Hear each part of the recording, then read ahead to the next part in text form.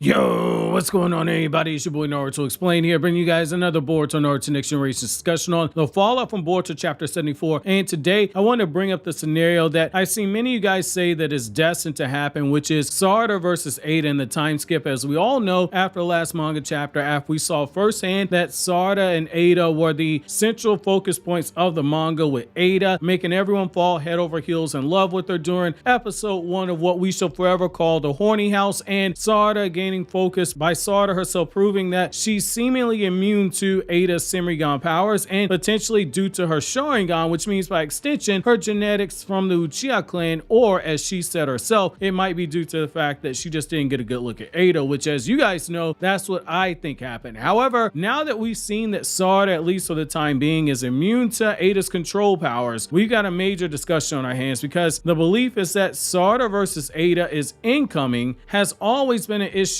at hand, but now we have ground to cover in regards to this, because if Sarada is able to stand up against Ada and her control powers, it means that Sarada has an opponent to face in the time skip, because right now, if Sarada versus Ada happen, Sarada would get wrecked faster than Konohamaru got his self-respect destroyed by Ada in the last chapter when he got a good look at Ada's long legs and her eyes. Sarada is the daughter of the last Uchiha, and she's someone aiming for the title Hokage in the future, but before she can call herself Lady Hokage, taking down Ada might be something that has to happen. And while many of us would agree that Sarada has had many impressive showings in her very short career as a ninja, she's kind of in that same position that Naruto was in, where everyone looked at Naruto, saw the kid was growing more powerful, but at the same time, Naruto, say if you had Tsunade get killed off in early part 2 of Naruto wouldn't even be considered for Hokage at that point. Naruto still had to prove himself in other ways besides power. Well, you're in a similar situation with Sarada, where Sarada still has a ways to go. She has to check off a few more boxes before she can even get considered to be groomed for Hokage. However, in the meantime, while Sarada is busy with her time skip training and looking for things to focus on, she can always visit established titles to officially earn the title of Lady Sarada, which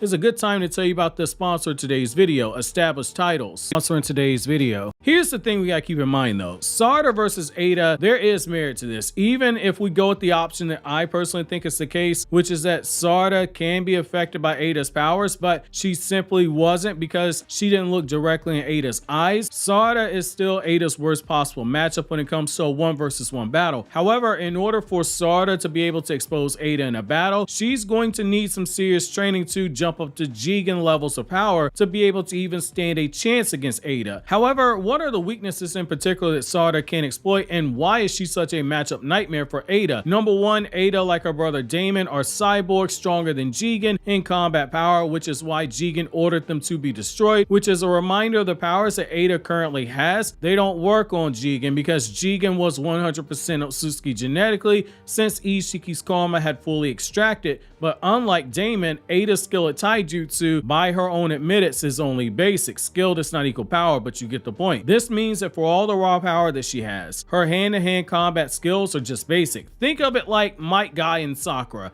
Sakura's raw power in Naruto's manga, once fully unleashed via the Byakugo seal, was directly stated to be greater than 1/3 of Naruto's 6-pass chakra mode, since Naruto's chakra split up 3 ways when the statement was made. But in terms of skill, with taijutsu, Sarada's taijutsu is average compared to someone like Might Guy or even someone like Madara. With Ada, someone with superior taijutsu stands a much better chance at tagging her multiple times in a fight if their power level's in that Jigen ballpark, which means that their skill, because of where their power levels are based at, their skill can eventually overcome the power gap that exists with Ada, just based off of that statement alone. But with that being said, since Sarada is now in the position where she can potentially exploit that weakness if she's able to grow stronger, but fighting her off is going to require Sarada to utilize the same fighting method that Might Guy uses when he fights people with the Sharingan, which is to look at their feet and avoid eye contact. However, Sarada is the best person in the new generation to even attempt that fighting style against someone like Ada, and I'll explain to you how. By Might Guy's words, fighting someone by watching their feet was very difficult, but with enough mastery, you can begin to fight off users with the Sharingan. Due to Sarada possessing the Sharingan, if she uses this method with the Sharingan Eye of Insight, it's going to be her best friend here, because the Eye of Insight allows the user a limited form of precognition where they can foresee the movements of their enemy. If she learned the way to read movements by reading feet, and she combined that knowledge with the Sharingan Eye of Insight, Sarada does have a clear path to victory here, but it's an extremely high win condition for her to clear, but it's not an impossible one. It's just a very high win con. However, Sarada's main problem goes back to what we were told in the anime and what we've seen in the manga. Sarada's main issue is the same issue that Izumi Uchiha had, Sharingan and the strain on the body. It's why Sakura told Sarada she needed to work on upping her chakra control so she can work around the stamina issue. It's also why at times during her training with Sasuke and her first match with Deepa, it reared its ugly head. It's why she had to keep cutting the Sharingan on and off during the fight with Boro, keeping it on just long enough to read Boro's jutsu and then cutting it off afterwards. Whereas you have someone like Sasuke who was able to keep the Sharingan cut on at all times except for when his chakra ran low against Borushiki after he lost the Rinnegan, which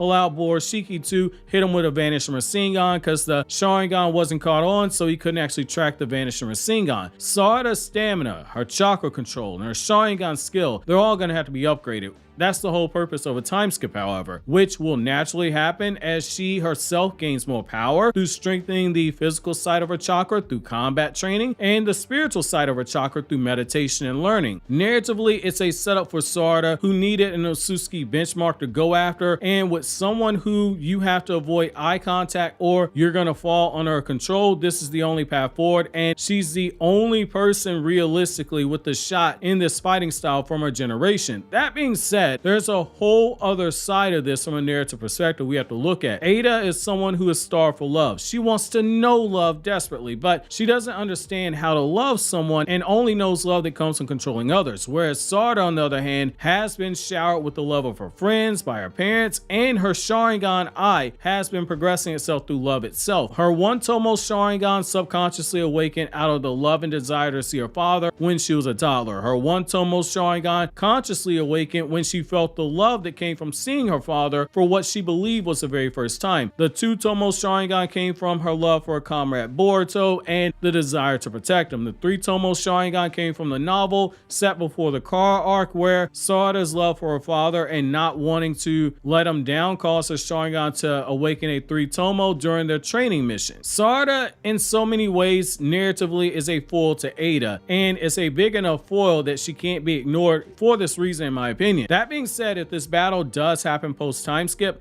it would have to be because there was something devious done on Ada's side to where she's at odds with the people of Konoha and viewed as a threat. While I do think this could be the case one day, right now it's still too early to tell if narratively this is the route that things are going to go. Though again, I wouldn't rule it out because Ada has shown her loyalties are fickle, and with Kishimoto, this is a man who wrote Sakura with the false confession because he thought he did a good job of trying to portray how a woman's heart is fickle, and despite it being fickle, a woman's heart is still well-intentioned. We all know he fell on his face with that scene, but it didn't stop him from trying to write it. It wouldn't shock me if we got another bad example of female nature thrown at us by Kishimoto as a writer, unless he gets those shoujo writers who helped him write Naruto the Last to explain how to write an emotional woman in a way that doesn't come off as a badly written trope. But that's another video for another day, since I know a lot of you guys might not know the full story behind the creation of Naruto the Last, and that's a video in of itself. That being said, what are you guys' thoughts on this? Is Sarada versus Ada inevitable? While you think that over, click here to watch my Black Clover chapter 343 review, or click here to watch this Naruto Explained video.